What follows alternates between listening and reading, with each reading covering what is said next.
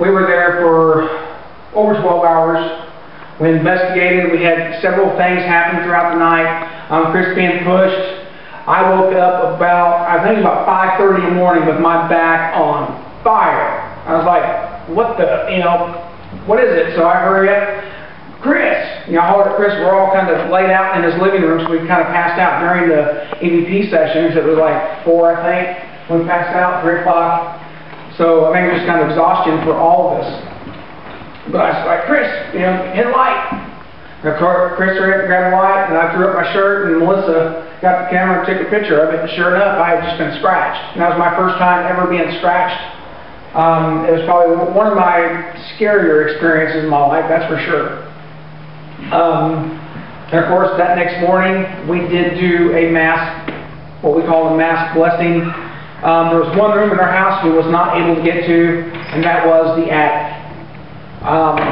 They, with having the new kids, in the family and things like that, they were using that attic as their storage.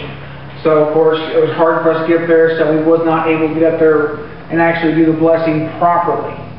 And I know that helped a lot with the fact that we left and we were gone 2 or 3 days, and then things were just right back.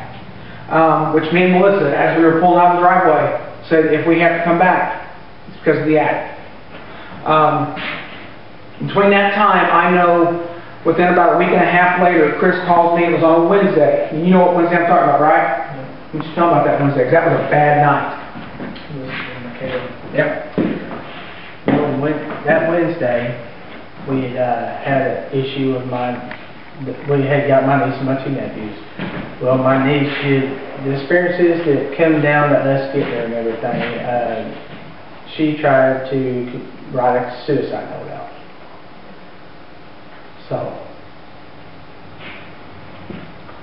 we had to put her in a vehicle and take her to Rivendell, which is kind of like a little psychiatric place.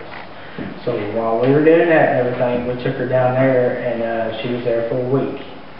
And during that time is when everything started getting worse from there, didn't it? Or no, when we picked her up. I was going to say, I think it was, yeah. Well, when we went and got her and came back after a week later, it was after that. We got her back in the church, and she started acting a little bit better and everything. And it was 3 Wednesday nights from there, so it was 3 weeks from the time we took her down there and everything. She professed her life at church. So we were really happy about that. So when we got back home, we were real tickled, and everybody was just joyous and everything about what she had done. And then things at the house went chaotic, and from there I'll let my wife fill in because she knows a little bit more about it. Well, at that point, I was probably the only one in the house that didn't actually suffer any kind of physical types of interaction, if you will.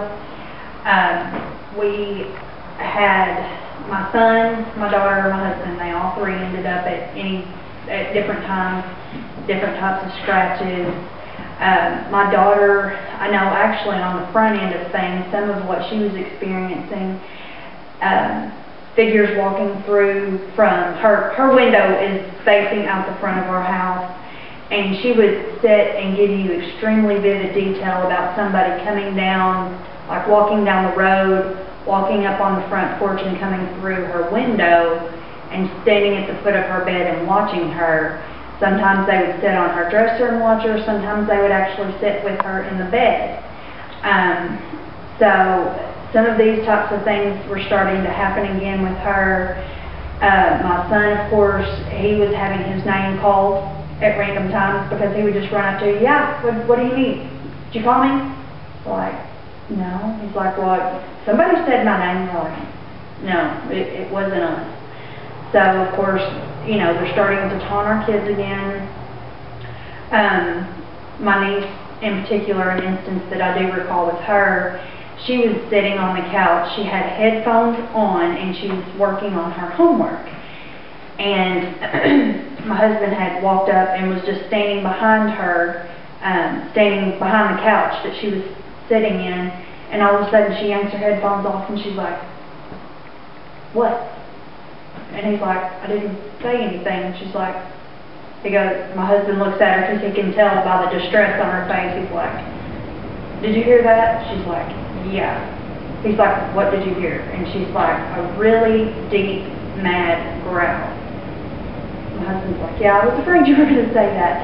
Because over her headphones and everything, she thought my husband was actually trying to get her attention. It was not him. He was just standing there. So she starts getting involved with these different experiences. She's seen things around the house, the shadows and stuff like that.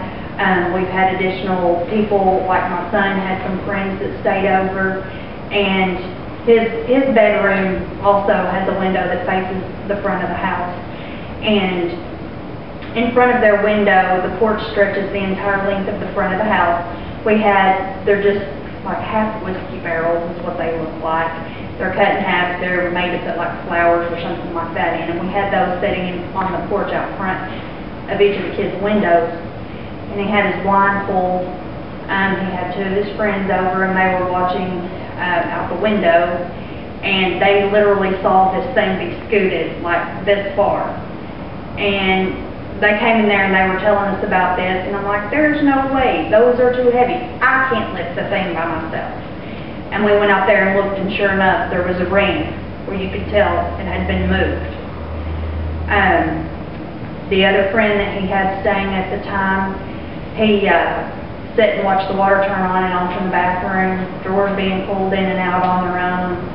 And it was not any kind of plumbing issues or off-balance issues with the house. It was nothing like that. But in addition to that, like I was saying earlier with the scratches, my husband, he got scratched, I would say daily for quite some time, it seemed. And it was more or less taunting him because being the protector of the house, I think it was really targeting him, trying to break him down. And then, of course, if breaking him down would allow easier access to my daughter, and I think with her, she has probably the most caring, tender, and true, loyal spirit of any kid I've ever seen. And I'm the mom, I guess I'm partial, but really and truly, I mean, that's her personality through and through. There's the whole thing with cabinets being open throughout the house. There was times with the utility room, all the cabinets be open in there, some of the stuff get knocked out. It was nothing for him to be standing in the utility room or something and a box of dryer sheets get flung. It seemed like it was constantly something was there just trying to make sure we knew it's not gone, and eventually we will break you. That's kind of the feeling we were getting. So they show back up. Yeah, well, they call us in about, of course, this is in the dead of winter. It was this, we had a lot of snow in Branson at that time, so we wasn't able to get right down there like we wanted. But at the same time, we were keeping in constant contact. Me and Chris was talking every single day, and he'd tell us anything new, and we'd write it down. So we'll have it for our notes. But during these, like that one was that Wednesday that was so bad.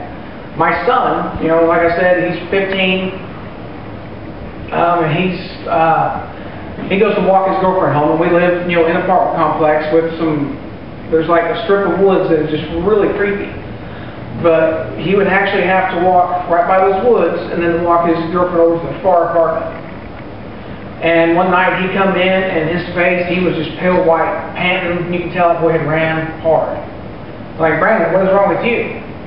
He goes, "Dad, there was something in the woods." He said he described it as being about 3 foot tall. He said almost reminds you of almost like a Jawa from Star Wars. But it was, dark instead of brown. Scared him really bad. So I'm like, okay, whatever, I think you're getting your imagination might be going a little bit too far.